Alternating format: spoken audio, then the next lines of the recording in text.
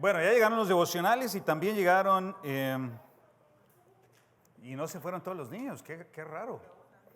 Ya, falta alguno, no. Bien, déjenme ver la hora. Vamos a tener una conversación juntos en esta noche acerca de una faceta muy difícil del hogar. Y les voy a pedir su atención, les voy a pedir también que a medida que avancemos en esta charla, si alguien tiene alguna duda o surge algo que podamos conversar, pues lo exploremos juntos, lo exploremos a la luz de las Escrituras. Hoy, déjenme ver si esto ya está conectado. Sí. Bueno, uno de los momentos, ya oramos, uno de los momentos más felices que alguien puede tener en su vida es casarse, ¿verdad? Sí, bueno, yo creo que sí, es un buen momento. Bueno, no digamos, bueno, yo sé que esta pregunta puede ser, esta afirmación puede ser un tanto de doble filo, dependiendo de la experiencia que cada uno de ustedes haya tenido, ¿no? De pronto, después de algunos años, alguien dice, no, eso fue lo peor que yo hice, y otros dirán, no, fue lo mejor que yo hice. Pero miren, en el momento justo en el cual uno está en el matrimonio, en el momento justo de los preparativos y como uno se aproxima al matrimonio, realmente es un momento de gozo, ¿verdad? Sí, de gozo, los anillos y el vestido y la ilusión. ¿En qué está uno ilusionado? En la noche de bodas. Bueno, sí, para muchos, muchos están pensando solamente en la noche de bodas. Pero hablando de eso, permítanme decirles algo, el matrimonio va más allá de la primera semana de matrimonio, ¿verdad? Va más allá de la luna de miel, hay mucha emoción y muchas hormonas y muchas cosas y mucho gozo y mucha alegría, pero la vida continúa, ¿verdad? La vida continúa y el matrimonio con el tiempo nos damos cuenta que es mucho más allá que una relación física, una relación sexual. Pero bueno, lo pienso en esto porque, bueno, al menos en mi experiencia, el matrimonio ha sido, después de Cristo, después de conocer a Dios, la mejor cosa que me ha pasado en mi vida. Eso es lo que, así yo lo puedo describir. No hay otra cosa que yo quisiera, que podría añadir acerca de eso. No obstante, para algunas personas, la tragedia, una de las tragedias más grandes que una persona puede experimentar es la separación o el divorcio. Probablemente es uno de los momentos más trágicos y menos deseados de una persona. Sea como sea que uno lo pueda plantear, ya sea por múltiples razones, algunas de las cuales voy a enumerar hoy, esto no es algo que uno desee. Divorciarse, separarse, dar por terminado ese proyecto que uno trazó con aquella persona, no es nada sencillo. Yo creo que al menos desde mi humilde, y aunque, bueno, esto se los digo, aunque mi experiencia está sesgada, yo no puedo decir que he tenido una mala experiencia y que me quiero divorciar y no me puedo poner en los zapatos de alguien que ha tenido una mala experiencia y ha querido salir de allí. Entonces, lo cierto es que no para todos ha sido muy positiva la experiencia del matrimonio. Y esa ilusión con la que uno arranca este proyecto, pues se puede ver truncada a mitad de camino, ¿no? Se pueden experimentar cosas hasta llegar a la idea del fracaso del matrimonio. Y es cierto, alguien podría, como lo hemos visto en estadísticas antes, alguien podía casarse por segunda vez, por tercera vez y hasta por cuarta vez. Pero cuando uno arranca cada uno de estos proyectos, arranca con una ilusión, arranca con un sueño, no arranca con la idea de simplemente voy a fracasar. Lo que vamos a estudiar, mis hermanos, en esta noche, hasta donde nos dé el tiempo, es lo que enseña la palabra de Dios sobre el divorcio y el recasamiento. Es lo que vamos a hablar en esta noche. Y esto hace parte ya de esta serie que hemos venido explorando sobre el matrimonio. Nos quedan esencialmente un par de clases nada más sobre sexualidad e intimidad y esperamos explorarlas muy pronto. Pero hoy vamos a concentrarnos en esto. Ya hemos hablado de tantas cosas y sé que la mayoría de ustedes han estado acá durante semanas, así que ya podrían traer a sus mentes los roles, las funciones, la resolución de conflictos y tantas cosas que hemos hablado. Ahora tenemos que hablar de esta parte porque para algunos puede tornarse un poco compleja. Pero para dar respuesta a este asunto que es bastante amplio, vamos a empezar estableciendo tres fundamentos, tres cosas básicas, porque a partir de esa base que juntos establecemos, podemos construir el resto de las cosas, ¿sí? Primero vas a sentar las bases. Vamos a establecer algunas premisas, algunos fundamentos a partir de los cuales vamos hacia arriba. ¿Qué ven ustedes aquí, mis hermanos? La base los cimientos. En mi tierra, como ya yo les he contado, esto lo hacen con piedra, con roca, y a partir de eso le ponen cemento y arranca todo. ¿Bien? Y el resultado es algo así, algo parecido. No es lo mismo, pero es algo así. Es algo sólido, firme, que tiene base, fundamento, no se va a mover de ahí fácilmente. Ahora, lo que nosotros vamos a hacer es establecer esto en esta noche. En estas tres afirmaciones que les voy a mencionar, vamos a establecer estos fundamentos. Y luego de tener estos fundamentos, vamos a poder acercarnos al tema del divorcio y del recasamiento. Pero tenemos que partir de la base. Y la base, el primero de los elementos fundamentales es este. Número uno, y esto hace parte de lo que hemos hablado, por eso va de seguido. El primer elemento fundamental es este: el plan de Dios para el matrimonio está claramente establecido en las Escrituras. No hay una dualidad o una inestabilidad o un asunto difuso que no se pueda entender. Realmente las Escrituras nos muestran claramente cuál es el plan de Dios para el matrimonio. ¿Están de acuerdo conmigo? Y vamos a leer una escritura, pero este plan nos apunta a algo. Número uno, a que es una relación monógama. ¿Qué quiere decir una relación monógama? Bueno, que no existe la poligamia ante los ojos de Dios, o no está bien vista ante los ojos de Dios la poligamia. ¿Alguien sabe qué es la poligamia? Varias parejas o varias esposas o esposos, varios cónyuges. De hecho, mis hermanos, aún los no cristianos, aún los paganos, condenan las uniones, la poligamia. Por ejemplo, en mi país, si usted se casa 2 veces, comete un delito y va a ir a la cárcel, sin ser cristiano. Eso es número uno. Número dos, una relación heterosexual, es decir, de diferente sexo. No existe en la palabra de Dios ni siquiera un viso real, honesto, de que haya la simple o la distante posibilidad de que Dios haya considerado el matrimonio del mismo sexo. No está, no hay manera de demostrarlo. De manera que la unión es heterosexual, y esta unión, este plan de Dios para el matrimonio, es una unión inseparable. Es decir, que desde el inicio lo que Dios está pensando es que no haya divorcio, no haya separación. Y hay un texto que ya hemos leído, simplemente estas 3 cosas que les he mencionado parten de acá, de Génesis capítulo 2, versículo 24. Por lo tanto, dejará el hombre a su padre y a su madre, y se unirá a su mujer, y serán una sola carne. ¿De acuerdo? Creo que hasta allí esa es como la primera afirmación. Espero que esto nos establezca el primer fundamento, y ahora vamos al segundo. ¿Alguien tiene alguna duda acerca de esto? No, ok. Ahora vamos al segundo fundamento. El segundo fundamento que damos por hecho. El Antiguo Testamento señala que Dios no estimula, no alienta, ni tampoco establece el divorcio. Dios en su palabra, en el Antiguo Testamento, y fíjense que no estoy hablando del Nuevo Testamento, estoy hablando del Antiguo Testamento. En el Antiguo Testamento el Señor de ninguna manera estimula, o es decir, anima o exhorta a las personas al divorcio.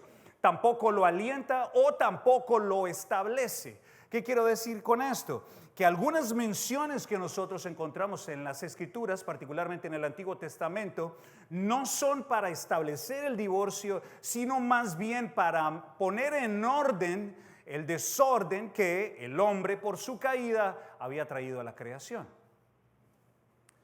Hay una clara condena.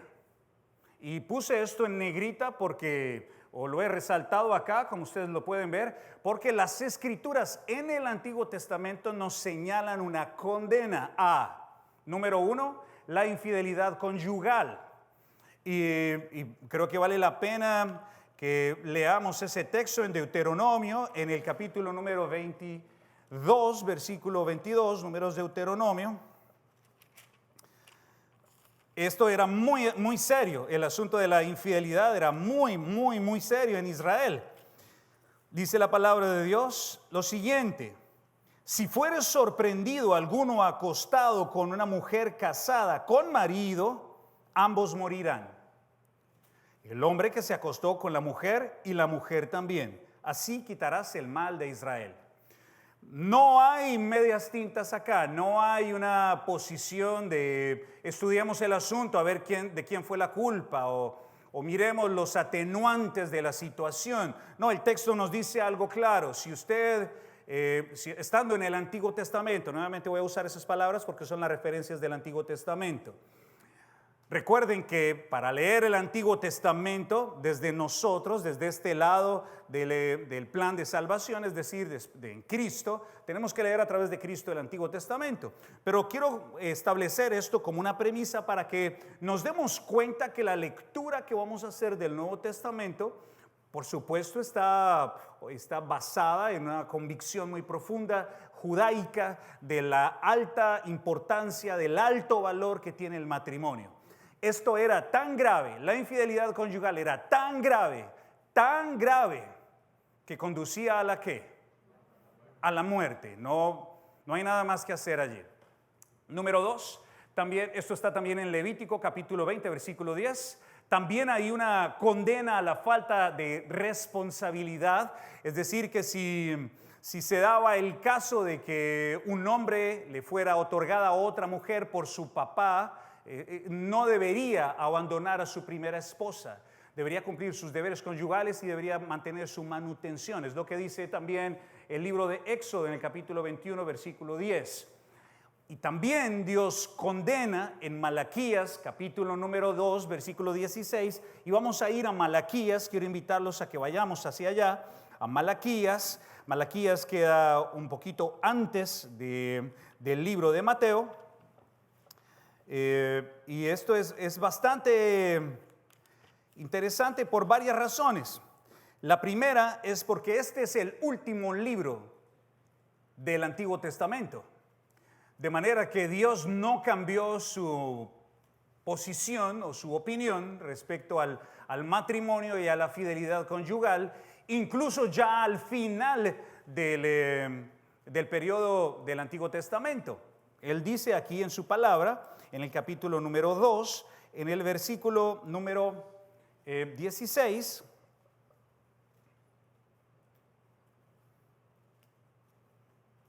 voy a leer desde el versículo 14. Me diréis, porque, desde el 13, y esta otra vez haréis cubrir el altar de Jehová de lágrimas, de llanto y de clamor, así que no miraré a la ofrenda para aceptarla con gusto de vuestra mano. Y ustedes me dirán, ¿por qué? Porque Jehová ha atestiguado entre ti y la mujer de tu juventud con la cual has sido desleal, siendo ella tu compañera y la mujer de tu pacto. ¿No hizo el uno, habiendo en él abundancia de espíritu? ¿Y por qué uno? Porque buscaba una descendencia para Dios. Guardaos pues en vuestro espíritu y no seáis desleales para con la mujer de vuestra juventud. Porque Jehová, Dios de Israel, ha dicho que él aborrece el repudio y que cubre de iniquidad y al que cubre de iniquidad su vestido, dijo Jehová de los ejércitos. Guardaos pues en vuestro espíritu y no seáis desleales. Bueno, esto es una breve mención a lo que hablamos hace ya meses, cuando Nelson nos habló un poco acerca del matrimonio como pacto.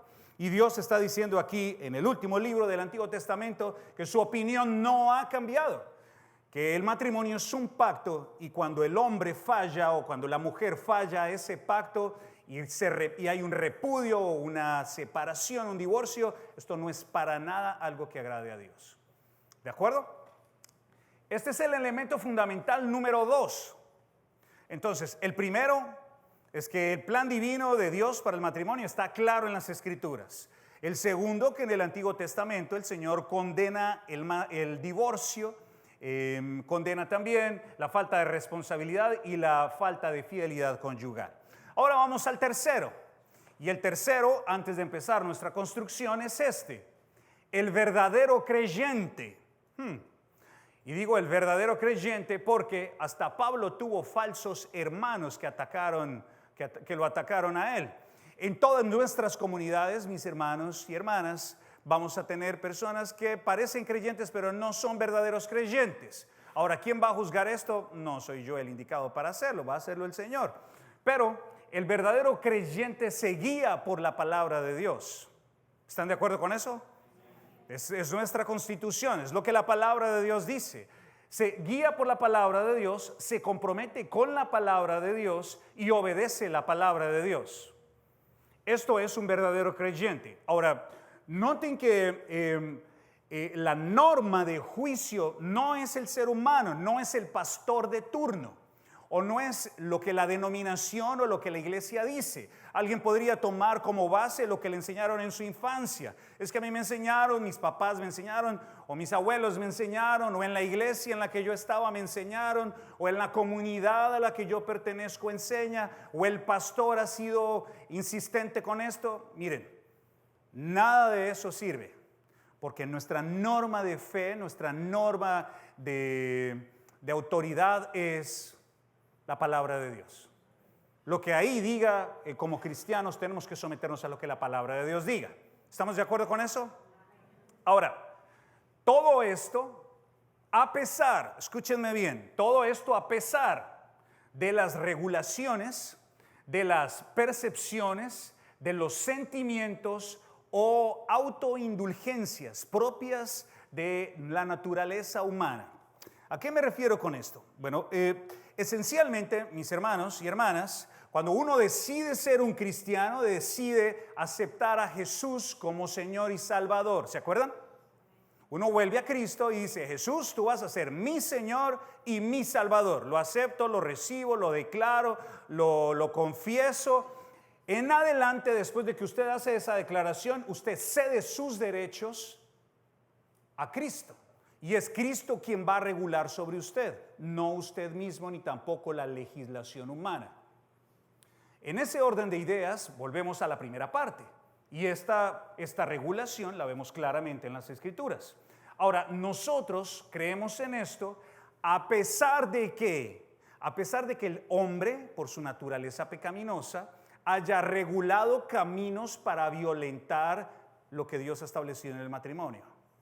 A pesar de que en nuestros sentimientos, en nuestras percepciones, nosotros podamos darnos ciertos permisos para violentar el matrimonio.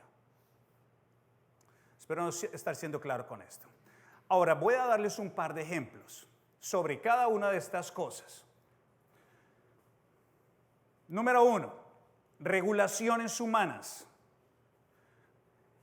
Estas cosas las autoriza la ley del hombre, la naturaleza humana autoriza esto. Usted se puede divorciar por mutuo acuerdo, es lo que dice la ley.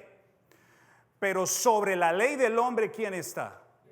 Dios. Es decir, que alguien podría decir: no, pues es que esto es un divorcio por mutuo acuerdo, esto es lo que el mundo me ha permitido hacer. Ok, eso está bien para el mundo, pero quien es cristiano ahora está bajo otra ley. ¿Cuál es la ley? La ley de Cristo, la palabra de Dios. Ahora, nos podemos divorciar porque tenemos diferencias irreconciliables. Esa es otra razón para divorciarse. Bueno, eso es la concesión que hace el hombre. Pero Dios dice: no, usted ya no está bajo la legislación del hombre, usted está bajo la legislación de Cristo. Sobre la ley del hombre está Cristo. Número 3, es que tenemos muchos conflictos, no nos entendemos, esto no va para ninguna parte. Necesitamos divorciarnos.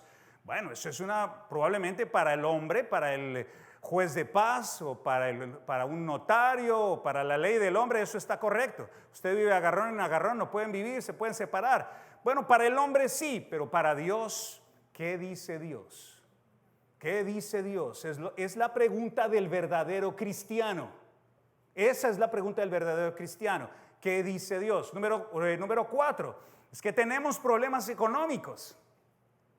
Él no produce suficiente, no estoy satisfecha o no estoy satisfecho con la vida que tenemos, podemos divorciarnos.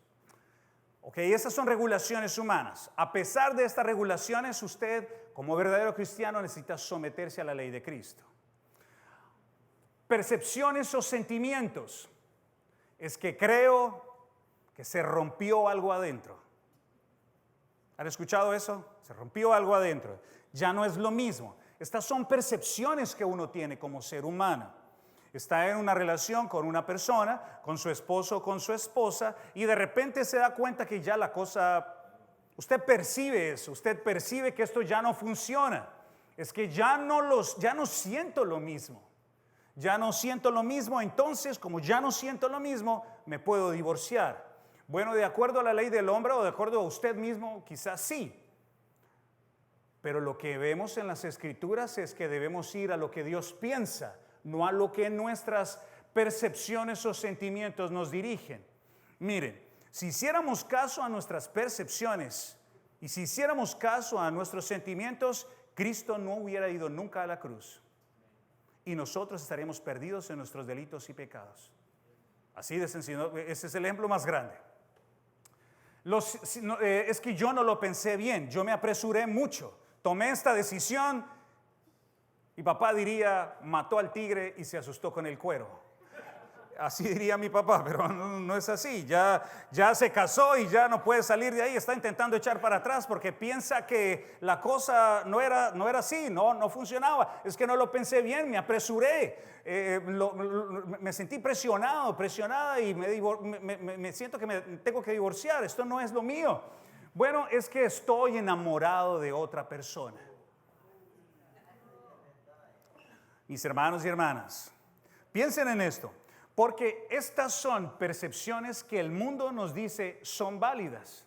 Y ahora en este momento de posmodernismo, donde usted puede pensar lo que quiera y su palabra es ley, y lo que usted diga está correcto y lo que usted siente está correcto, esto puede ser una invitación a pasar por alto la ley de Dios. Pero un momento, uno no puede poner, si es verdadero cristiano, sus sentimientos, sus percepciones por encima de la ley de Dios. Y hay que tener mucho cuidado con poner en la boca de Dios palabras que no ha dicho. Y con buscar en su autorización implícita o desde el silencio autorización a lo que nosotros podríamos estar haciendo. Se puede agrandar la cosa, ¿me entienden? Se puede agrandar el problema. Ahora, y aquí hay otras percepciones. Yo creo que él o ella tienen un defecto físico. ¿Y por qué pongo esto? Porque así pasa. Eso son lo que dicen las estadísticas. Tiene un defecto físico. Ya no me gusta así como es. Tiene un brazo más largo que el otro. Tiene alguna cosa. Dice uno, no, ya no me gusta. Ya yo lo vi. Hermanos, en serio, yo creo que esto puede ser un poco cómico, pero realmente es lo que pasa. Eso es lo que pasa. Ahora, el individuo, después de que se ve en este compromiso, puede pensar, voy a echar para atrás. Esta es una razón suficiente para echar para atrás. No voy a seguir. Ahora, finalmente, nuestras autoindulgencias. Nuestras autoindulgencias es como una manera, como un método de declararnos inocentes y al otro culpable. Declarar que nosotros tenemos la razón absoluta y tenemos las manos limpias y las razones suficientes para dar por concluido este pacto. Por ejemplo, es que no podemos tener hijos. Y como no puedo tener hijos, o como esta no me puede dar hijos, o como este no me puede dar hijos, entonces nos podemos divorciar. Bueno, eso puede valer ante el mundo. Pero Dios, un verdadero cristiano, toma todas estas cosas y las pone a los pies de Cristo, ¿Qué dice Dios respecto a esta situación?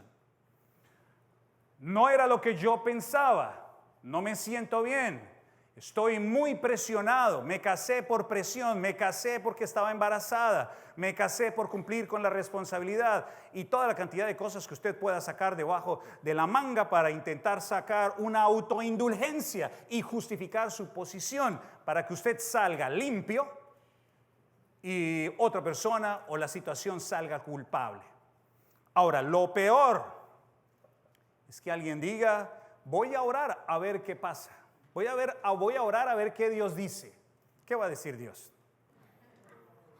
Ok, aquí hay que tener mucho cuidado. Esto es importante. Ok, aquí ya tenemos tres situaciones importantes. Número uno, que está claramente escrita en las Escrituras, el plan divino. Número dos, que está claramente en las Escrituras, particularmente en el Antiguo Testamento, la oposición absoluta del Señor al divorcio.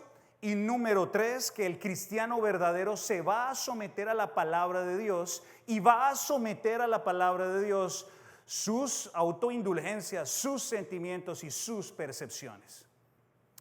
Después de que usted ha adquirido un compromiso con Dios, tiene que cumplir su compromiso o va a estar en problemas con el Creador. Ahora, estos mensajeros, nosotros simplemente anunciamos, usted es responsable de hacer lo que usted quiera con su vida, ¿no? Ahora, yo sé, mis hermanos y hermanas, que el matrimonio a veces puede ser difícil y uno puede sentir que se está ahogando. Yo he visto que hay parejas que son muy felices solteros y luego de que se casan son muy infelices. Chocan, pelean, se gritan, hasta se lanzan cosas y se insultan y no funciona. Lo hemos visto con mi esposa a lo largo de todos estos años de ministerio. Hemos visto personas que sufren en el hogar. Lo hemos visto y no quiero ser en absoluto ni duro ni tampoco insensible contra la realidad de nuestra naturaleza caída. Somos malos. Desde el vientre de nuestra madre nacimos malos y moriremos malos. El Señor nos rescata, nos justifica, pero eso somos. De hecho, quizás en algún momento usted se pueda sentir por allí, lo que el Señor dice, o pueda pensar lo que el Señor dice en el Salmo 73. Verdaderamente en vano me he limpiado mi corazón, me he mantenido lejos de lo malo, si lo único que hago es sufrir. Mi vida al lado de este hombre o mi vida al lado de esta mujer es un infierno. Estoy ahogado y a veces, hermanos, las emociones nos ahogan, ¿no? ¿Han sentido algo así? Como que se siente uno que ya se está ahogando, no puede ver claramente, se ve todo difuso, se ve que no hay salida, que no hay oportunidad, ¿cómo salgo de esto? Esto es una pesadilla. Bueno, recuerden algo. En Cristo, mis hermanos, nosotros somos nuevas criaturas. Y no estamos solos. Con Él a nuestro lado, nada nos va a hacer caer. Él nos tiende la mano aún estando en medio de la angustia. Es lo que dice el Salmo 91. Yo lo libraré porque Él se acoge a mí. Lo protegeré porque reconoce mi nombre. Él me invocará y yo le responderé y estaré con Él en momentos de angustia. Lo libraré y lo colmaré de honores, lo llenaré de años de vida y le haré gozar de mi salvación. Esa es su promesa. Aún el cristiano luchando por hacer lo bueno, el Señor lo va a auxiliar. No va a dejar que se ahogue allí. ¿Hasta ahí estamos bien? Ahora, hay un momento, mis hermanos, y aquí vamos a hacer una transición hacia las Escrituras del Nuevo Testamento. Hay un momento que ustedes y yo tenemos que recordar. Y es el momento cuando toda nuestra vida cambia. ¿Cuándo es ese momento? Cuando llegamos a Cristo. Ese momento es importante, es fundamental para cada uno de nosotros. En ese momento, mis hermanos, nosotros llegamos a un estado de desolación porque, aunque probablemente nosotros no lo sabemos, nosotros estamos sin vida. Somos enemigos de Dios, estamos sin misericordia. Esa es nuestra vida. Cuando nosotros no estamos con Dios, estamos lejos de Dios. Pero en la cruz, mis hermanos, Dios nos transforma. En la cruz nosotros ahora tenemos vida eterna y somos hijos e hijas de Dios. Ahora, esto es muy importante que ustedes lo recuerden, porque ustedes y yo ya no estamos huérfanos. Ustedes y yo ya no estamos sin padre, ya no estamos sin familia, estamos en Cristo, estamos con Él. Miren, así ustedes se muevan para donde se quieran mover, si se quieren ir para el Amazonas, para Alaska, para Guanajuato, o para Tlaxcala, o para Zacatecas, o para donde se quiera ir usted, hasta allá lo va a alcanzar la mano del Señor, para protegerlo, para cuidarlo, para amarla, para cuidarla, porque Dios es Dios aquí en cualquier lugar. Amén. Y la declaración de fe y la relación que usted tiene con Dios lo va a acompañar, la va a acompañar. Eso es algo muy importante. Pero en la cruz, mis hermanos, viene un cambio. Y viene un cambio que es muy importante marcarlo, porque esto va a transformar y debe transformar como nosotros vemos el divorcio y las segundas nupcias. Y nos va a quitar probablemente algunas excusas y algunas percepciones, algunos sentimientos de los cuales les hablé hace un momento. Así que les invito a que leamos solo una escritura. Aquí hay 4 escrituras y hay más, pero el tiempo no nos da para leer todas. Pero se las voy a dictar. La primera está en 1 de Pedro, capítulo 1, versículos 14 al 15. En 1 de Pedro, capítulo 2, 9 al 12. En Colosenses 1, 21 al 22. Y esta que está en Filipenses, capítulo 5. Así que les invito a que vayamos a Efesios, capítulo 5. Y leamos esta escritura maravillosa.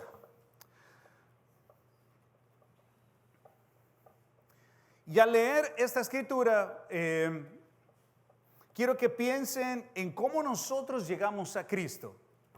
Dice la palabra del Señor en Efesios, en el capítulo 5, en el versículo número 1.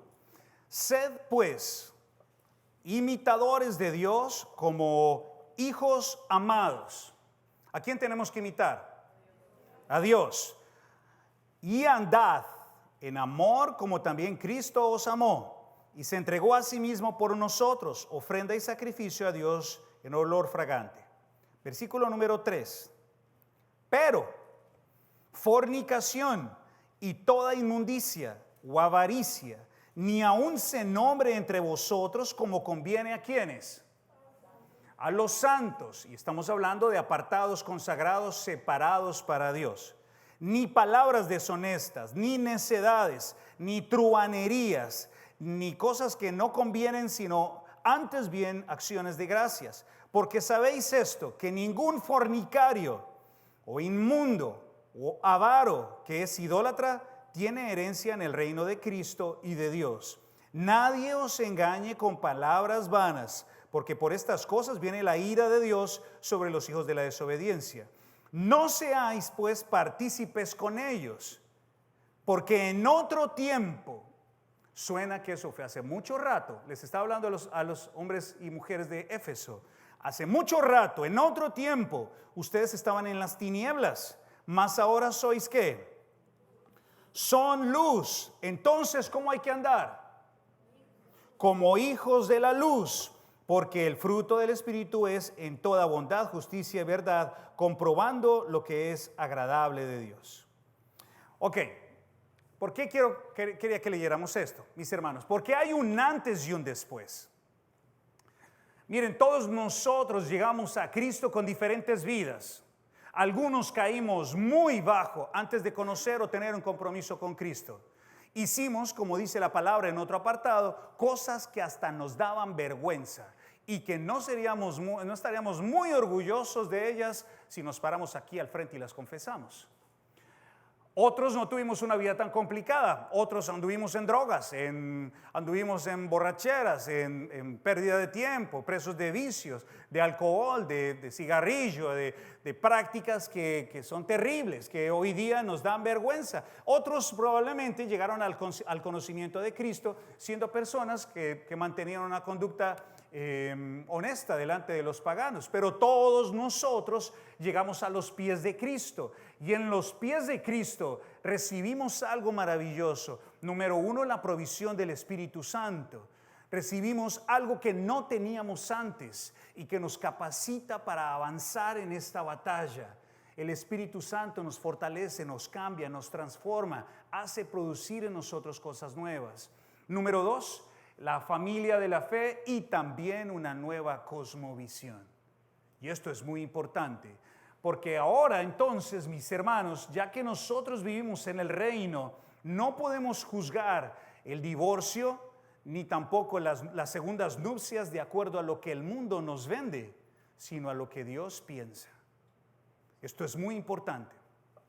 Ahora bien, nosotros cruzamos por esta puerta. Yo soy la puerta. El que entre por esta puerta, que soy yo, será salvo. Se moverá con entera libertad y hallará pastos. Eso lo dijo el Señor en Juan 10, versículo 9. ¿Esto qué quiere decir, mis hermanos? Pues que nosotros no podemos importar o imponer las leyes del mundo al reino. No podemos justificar que ya no nos entendemos como motivo de divorcio. No, pero es que en el mundo se divorcian. Sí, pero es que no podemos importar lo que el mundo piensa al reino. No, es que no nos podemos entender, o nos gritamos, o no podemos resolver las cosas. Un cristiano no puede importar esas cosas de allá para acá. No puede darse autoindulgencias. No, pues es que en el mundo por esta razón uno se puede divorciar. Sí, pero nosotros, los cristianos, ya no somos del mundo. Ya no pertenecemos al mundo. Ya no podemos juzgar nuestra vida conforme al mundo piensa. Ni tampoco, mis hermanos, podemos esperar que los no cristianos se comporten como cristianos. No podemos esperar que la gente que no conoce a Dios se someta a la ley de Dios. ¿De acuerdo? Dios sabe y si esa es su voluntad, sabrá cómo llamarnos a cada uno. Muy bien, ahora con esto en mente, vamos a visitar, si el Señor nos permite, en los próximos 10 minutos, que serán los minutos finales, al menos algunas de las escrituras de las cuales vamos a hablar, porque ya avanzamos hacia el hecho mismo del divorcio en el periodo neotestamentario, ¿sí? Ya sentamos las bases. Si no alcanzamos, pues lo extenderemos la próxima semana. Ok, dos personas hablan del divorcio y las segundas nupcias en el Nuevo Testamento, que es el pacto en el cual estamos nosotros. Nuestro Señor Jesús y nuestro hermano Pablo. Ellos dos van a estar hablando del matrimonio, del divorcio y de las segundas nupcias. Bueno, vamos a visitar las escrituras que nuestros hermanos, y hablando de nuestro hermano mayor, vamos a empezar por nuestro Señor Jesús. Ahora, quiero que noten las palabras que hay acá. Las escrituras se parecen bastante, pero tenemos que notar algunas particularidades. Esto está en Mateo capítulo 5, versículo 31 y 32. También fue dicho, cualquiera que repudie a su mujer, dele carta de divorcio. Pero yo os digo que el que repudia a su mujer, a no ser por causa de fornicación, hace que ella adultere, y el que se casa con la repudiada comete ¿qué? Ok, esto es, mis hermanos, a lo que nosotros llamamos la cláusula de exclusión. ¿Qué quiere decir esto? Bueno, solamente Mateo en 2 pasajes va a añadir esta palabra en el discurso de nuestro Señor Jesús. Alguien puede separarse, de acuerdo a lo que dice este texto. ¿Con qué argumento? Infidelidad. Bueno, vamos a ir a la palabra en un momento. Pero efectivamente aquí notamos una cláusula. En el Antiguo Testamento, y bueno, no quiero ahondar en esto, Nelson ya nos había hablado de las 2 escuelas de pensamiento, la escuela de Hillel y la escuela de Shammai, si no me falla la memoria, donde los judíos interpretaban el Antiguo Testamento de manera diferente. Unos decían, si ustedes recuerdan, Nelson nos mencionó que uno se podía divorciar de su esposa si quemaba el arroz o si rompía los platos, pero otros decían, no, ¿cómo se le ocurre? No puede votar a la mujer porque quemó el arroz. Si no, imagínense, ¿cuántos ya no estaríamos casados? ¿Cuántos de aquí ya no estarían casados? Les quemaron el arroz. Pero a los otros decían, no podemos ser tan radicales, no podemos ser. Bueno, y conste que mi esposa no quema el arroz, no quiero añadir algo aquí. Ahora, pero los otros decían, no, pero no es así, no puede ser tan radical. Entonces habían varias interpretaciones sobre el texto. Y a Jesús, nuestro Señor, lo van a enfrentar con estas preguntas. Y Él va a decir algo. También fue dicho que cualquiera que repudia a su mujer, estamos hablando del Antiguo Testamento. Pero quiero que vean cómo el Señor hace una relectura de todo el Antiguo Testamento. Debemos pensar, tener en mente que Jesús es nuestro Señor en la carne. Es Dios mismo en la carne. Y Él está diciendo ahora, como lo dijo en Hebreos capítulo 1, está legislando de nuevo y está diciendo que esto no puede ser así. Quien se divorcia de su esposa, y vamos a ponerlo con vía y vía, quien se divorcia de su esposo, a no ser de que haya infidelidad, o la palabra es porneia, la impulsa a ella o a él a cometer adulterio. Y el que se casa, ya estamos hablando de una segunda nupcia, el que se casa con esta persona comete adulterio. Aquí hay una escritura, pero aquí en el segundo pasaje de Mateo hay un detalle añadido.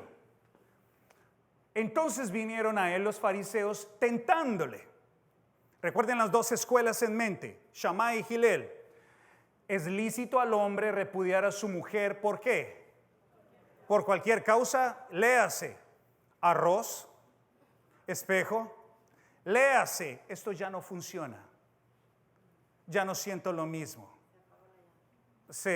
En fin, pues, saquen todas las listas, ¿no? Es por acuerdo mutuo, es por cualquier causa. Todas estas causas que hemos hablado al inicio, el Señor Jesús dice, Él les dijo, ¿acaso no han leído que el que los hizo al principio, varón y hembra los hizo? Por esto el hombre dejará a su padre y a su madre. Lo leímos al principio, ¿se acuerdan?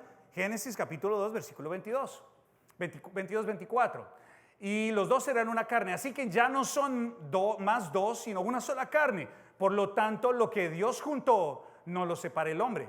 Le dijeron, ¿por qué pues? Y esta es la pregunta, y menos mal alguien se la hizo al Señor. ¿Por qué en Deuteronomio Moisés mandó esto? Bueno, ¿por qué pues mandó Moisés dar carta de divorcio y repudiarla? Él les dijo, por la dureza de su corazón. No fue así al principio. Esto fue porque aquí había un desorden. Ustedes estaban haciendo muchas cosas mal y el Señor hizo una legislación para reordenar el asunto, pero esta no fue la idea inicial. Esto es algo descriptivo, no prescriptivo, es decir, el Señor no está aquí estableciendo una ley para que las personas se divorcien, sino está describiendo esta situación para ver cómo la moldea o la reorganiza. Más al principio no fue así. Yo os digo que cualquiera que repudia a su mujer, salvo por causa de fornicación, y se casa con otra, adultera. Y el que se casa con la repudiada, adultera. Le dijeron sus discípulos, si es así la condición de hombre con su mujer, ¿qué es mejor? No casarse. Eso sugiere algo, mis hermanos, que los discípulos también tenían en mente, si esto no funciona, patitas, ¿pa' qué te tengo? Nos vamos. Así nos vamos separando. No funcionando, me voy casando. No funcionando, tómele firmo. Váyase para la casa, literalmente la casa de su papá. Váyase para la casa de su papá a ver cómo arreglan caja allá. Porque yo ya no estoy muy de acuerdo. Por supuesto, no es el ideal, no es lo que Dios estaba planteando acá. Ahora, estas son las palabras de Jesús. Y miren, uno puede inventarse toda la cantidad de argumentos, ¿no? No, es que los tiempos han cambiado, la vida ha cambiado, el mundo ha cambiado, la iglesia ha cambiado. Hermanos, la palabra no ha cambiado. La palabra sigue siendo la misma y uno tiene que ser muy cuidadoso con esta lectura. Es lo que dice el Señor. Muy bien, ahora, noten entonces, mis hermanos, ahora lo que dice Marcos es prácticamente lo mismo. Y se acercaron los fariseos y le preguntaron para tentarle si era lícito al marido repudiar a su mujer. Él respondiendo les dijo, ¿qué os mandó Moisés? Ellos dijeron, Moisés permitió dar carta de divorcio y repudiarla. La única diferencia entre Marcos y Lucas con las dos escrituras de Mateo es que solamente Mateo nos va a hablar acerca de la razón por la cual el Señor legitima el divorcio, que es la inmoralidad sexual o la porneia. Ahora, ¿esto qué quiere decir? Que esta cláusula esta cláusula es un privilegio que puede no necesariamente ser utilizado. ¿A qué me refiero? Para Shammai y para Hillel, la infidelidad conyugal obligaba al judío a divorciarse. Para Cristo nuestro Señor, quien es infiel o el ofendido, no el ofensor, el ofendido tiene la capacidad en su mano para llevar a cabo un divorcio lícito de acuerdo a lo que leemos y decir, porque tú fuiste infiel, yo me puedo divorciar de ti. Pero no es una ley, una norma, es un privilegio. Yo he visto, y ustedes han visto, como hombres y mujeres han perdonado la infidelidad de sus cónyuges y el matrimonio se ha mantenido fiel, se ha mantenido firme. De hecho, muchos matrimonios hoy funcionan de una manera apropiada y han dado gloria a Dios. Esto es un privilegio que Dios no tomó. Y tenemos ejemplos de esto por todo el Antiguo Testamento. Uno de esos ejemplos es el libro de Oseas. Si usted no ha leído el libro de Oseas, lea el libro de Oseas, porque Dios, en lugar de separarse de su pueblo, lo ama y lo ama y lo ama a pesar de su infidelidad. De hecho, mis hermanos, cada uno de nosotros, cuando adoramos a otro Dios, nos convertimos en infieles. Y Dios nos perdona vez tras vez, tras vez, tras vez, tras vez. Ya hemos visto varios ejemplos y varias parábolas donde el Señor le dice ¿se acuerdan? La parábola del publicano, la parábola de los dos deudores. En fin, podríamos hablar de esto mucho durante esta noche, pero voy a detenerme hasta acá. Ahora, quiero que noten algo y con esto voy a concluir. Vamos a retomar nuestra clase la próxima semana sobre este mismo tema, yo creo, para no hacerlo a la carrera. Esta es la palabra, mis hermanos, que aparece en fornicación, la palabra porneia. De las 26 veces que aparece en el Nuevo Testamento en griego, las 26 veces se refiere a inmoralidad sexual o fornicación. No hay otra connotación, no hay una curva ahí como extraña o algo que nos dé lugar a otra interpretación. El Señor dice algo muy claro, este es Jesús nuestro Señor. Pablo nos va a dar otras luces a este respecto que vamos a explorar más adelante. Pero esta es la palabra, inmoralidad sexual, la palabra es porneia o fornicación. Entonces, y quiero concluir con algunas lecturas que históricamente se han hecho de estos 4 pasajes que les he mencionado. Número 1, la mayoría de los cristianos y de las iglesias modernas legitiman el divorcio a partir y las segundas nupcias para la parte inocente por causa de adulterio. Eso es lo que piensa buena parte de las iglesias modernas hoy día. Si una persona, si en una pareja, un cónyuge fue infiel, el otro tiene derecho a divorciarse y a volverse a casar. Esta posición la vamos a revisar la próxima semana con la de Pablo. Número 2. Hay legitimidad bíblica del divorcio, pero no se puede casar otra vez. Esta es otra lectura. Un listado importante de eruditos leen esto y dicen no. Ok, se puede divorciar porque fue infiel, pero el ofendido no se puede volver a casar. Y el otro, pues tampoco. Ya queda uno sin volverse a casar. Otras personas dicen, uno no se puede divorciar ni tampoco se puede volver a casar. Porque la idea inicial de Dios fue que el hombre no separara lo que Dios unió. En otras palabras, otro grupo de personas piensan que de ninguna manera, ninguna persona se puede casar. Al final, la próxima semana, cuando estudiemos un poquito de la enseñanza de Pablo, que son 2 escrituras más, vamos a revisar ambas cosas. Vamos a contraponer lo que el Señor Jesús nos enseña, lo que Pablo nos enseña, y vamos a intentar encontrar un camino, intentar resolver algunas dudas que esto nos pueda ocasionar. Ahora bien, si usted no se ha casado y es cristiano, Pablo diría, no se case. no se case, viva feliz, no casado. Pero si se casa, está estableciendo un pacto delante del Señor. Ahora, si usted se casó antes de ser cristiano y llegó a la iglesia casado, dele gloria a Dios porque el Señor lo ha restituido a usted. La próxima semana hablaremos un poco más de esto. Dele gloria a Dios porque desde hace muchos años le dio una pareja. Pero esto no quiere decir que usted no esté en el deber o en la obligación de cumplir con los compromisos que ahora Dios demanda de usted como hombre y como mujer casada. ¿De acuerdo? Esto es algo muy importante.